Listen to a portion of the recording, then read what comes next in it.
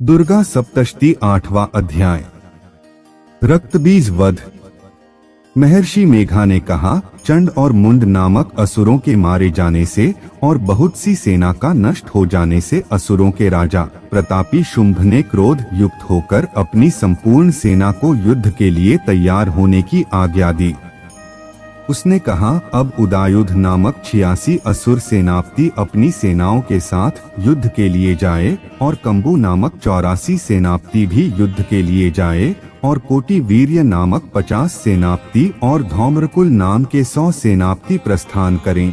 कालक, दोहृद, मौर्य और काल के यह दैत्य भी मेरी आज्ञा से सजाकर युद्ध के लिए कूच करें। भयानक शासन करने वाला असुरों का स्वामी शुंभ इस प्रकार आज्ञा देकर बहुत बड़ी सेना के साथ युद्ध के लिए चला।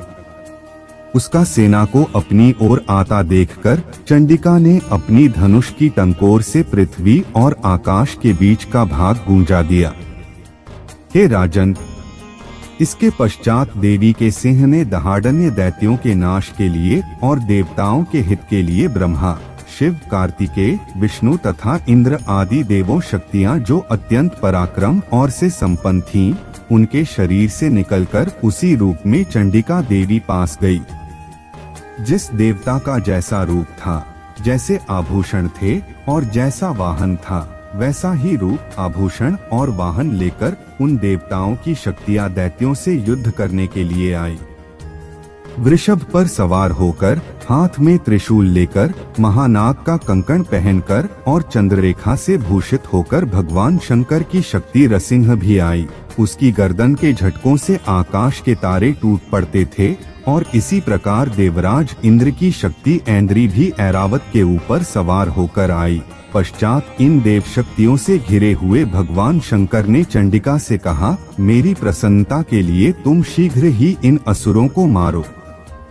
इसके पश्चात देवी के शरीर में से अत्यंत उग्र रूप वाली और सैकड़ों गीदड़ियों के समान आवाज करने वाली चंडिका शक्ति प्रकट हुई। उस अपराजिता देवी ने धूमिल जटा वाले भगवान शंकर जी से कहा, हे प्रभु, आप मेरी ओर से दूत बनकर शुंभ और निशुंभ के पास जाइए और उन अत्यंत गर्वीले दैत्यों से कहिए तथा उनके अतिरिक्त और भी जो दैत्य वहां युद्ध के लिए उपस्थित हों, उनसे भी कहिए, जो तुम्हें अपने जीवित रहने की इच्छा हो तो त्रिलोकी का राज्य इंद्र को दे दो। देवताओं को उनका यज्ञ भाग मिलना आरंभ हो जाए और तुम पाताल को लौटे जाओ। किंतु यदि बल के गर्व से तुम्हारी लड़ने की इच्छा हो तो फिर आ जाओ। तुम्हारे मांस से मेरी योगिनियां तृप्त होगी। चूंकि उस देवी ने भगवान शंकर को दूत के कार्य में नियुक्त किया था, इसलिए वह संसार में शिवदूती के नाम से विख्यात हुई। भगवान शंकर से देवी का संदेश पाकर उन दैत्यों के जिस तरफ दौड़ती थी, उसी तरफ अपने कमंडलू का जल छिड़ककर दैत्यों के वीर्य व बल को नष्ट कर देती थी और इसी प्रकार माहेश्वरी त्रिशूल से, वैष्णवी चक्र से और अत्यंत कोप वाली कौमारी शक्ति द्वारा असुरों को मार रही थी और ऐन्द्री के बाजू के प्रहार से सैकड़ों दैत्य रक्त की नदियां बहाते हुए पृथ्वी पर सो गए। वाराही ने कितने ही राक्षसों को अपनी थूथन द्वारा मृत्यु के घाट उतार दिया। दाढ़ों के अग्रभाग से कितने ही राक्षसों की छाती को चीर डाला और चक्र की चोट से कितनों ही को विदर्ण करके धरती पर राक्षसों को नारसिंह ही अपने नखों से विदर्ण करके भक्षण रही थी। शिवदूती के प्रचंड अट्टहास से कितने ही दैत्य भयभीत होकर पृथ्वी पर गिर पड़े और उनके गिरते ही वह उनको भक्षण कर गई।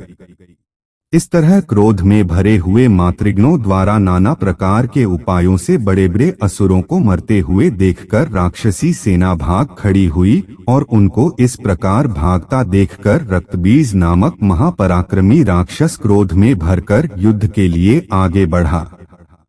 उसके शरीर से रक्त की बूंदें पृथ्वी पर जिसे ही गिरती थीं, तुरंत वैसे ही शरीर वाला तथा वैसा ही बलवान दैत्य पृथ्वी से उत्पन्न हो जाता था। रक्तबीज गदा हाथ में लेकर इंद्री के साथ युद्ध करने लगा। जब इंद्र शाक्ति ने अपने वज्र से उसको मारा तो घायल होने के कारण उसके शरीर से बहुत सा रक्त बहने लगा और उनकी प्रत्येक बूंद से उसके सामन ही बलवान तथा महापराक्रमी अनेकों दैत्य भयंकर रूप से प्रकट हो गए। वह सब के सब दैत्य बीज के सामान ही बलवान तेज वाले थे। वह भी भयंकर अस्त्र शस्त्र लेकर देवियों के साथ लड़ने लगे। जब इंद्री के वज्र प्रहार से उनके मस्तक पर चोट लगी और रक्त बहने लगा तो उसमें से हजारों हो पुरुष उत्पन्न हो गए। वैष्णवी ने चक्र से और इंद्री ने गदा से रक्त बीज को चोट पहुंचाई और वैष्णवी के चक्र से घायल होने पर उनके शरीर से जो रक्त बहा उससे हजारों महाआसुर उत्पन्न हुए, जिनके द्वारा यह संपूर्ण जगत व्याप्त हो गया। कौमारी ने शक्ति से, वाराही ने खड्ग से, अरु माहेश्वरी ने त्रिशूल से उसको घायल किया। इस प्रकार क्रोध में भरकर उस महादैत्य से सब मातृशक्तियों पर पृथक पृथक गदा से प्रहार किया और माताओं ने शक्ति तथा शूल इत्यादि से उसको जो बार बार घायल किया, उससे सैकड़ों महादैत्य उत्पन्न हुए और इस प्रकार उस रक्तबीज के रुधिर से उत्पन्न हुए असुरों से संपूर्ण जगत व्याप्त हो गया, जिससे देवताओं को भय हुआ। देवताओं को भयभीत देखकर चंडिका ने काली से कहा, हे चामुंडे, अपने मुख को बड़ा करो और मेरे शास्त्र घात से उत्पन्न हुए रक्त बिंदुओं तथा रक्त बिंदुओं से उत्पन्न हुए महा असुरों को तुम अपने इस मुख से भक्षण करती जाओ। इस प्रकार रक्त बिंदुओं से उत्पन्न हुए महादैत्यों को भक्षण करती हुई तुम रणभूमि में विचरो। इस प्रकार रक्त कम होने से यह दैत्य नष्ट हो जावेगे। तुम्हारे भक्षण करने के कारण अन्य दैत्य उत्पन्न नहीं होगे। काली से इस प्रकार कहकर चंडिका देवी ने रक्तबीज पर अपने त्रिशूल किया और काली देवी ने अपने मुख में उसका रक्त ले लिया। तब उसने गदा से चंडिका पर प्रहार किया। प्रहार से चंडिका को तनिक भी कष्ट न हुआ, किंतु रक्तबीज के शरीर से बहुत सा रक्त बहने लगा। लेकिन उसके गिरने के साथ ही काली ने उसको अपने मुख में ले लिया। काली के मुख में उस रक्त से जो असुर उत्पन्न हुए उनको उसने भक्षण कर लिया और रक्त को पीती गई। तदंतर देवी ने रक्तबीज को, जिसका की खून काली ने पिया था, चंडिका दैत्य को वज्र, बाण, खंडक और रिष्टि इत्यादि से मार डाला। हे राजन, अनेक प्रकार के शस्त्रों से मारा हुआ और खून से वंचित वह महादैत्य रक्तबीज पृथ्वी पर गिर पड़ा। हे राजन, उसके गिरने से देवता अत्यंत प्रसन्न हुए और माताएं उन असुरों का रक्त पीने के पश्चात उद्धत होकर नृत्य करने लगी।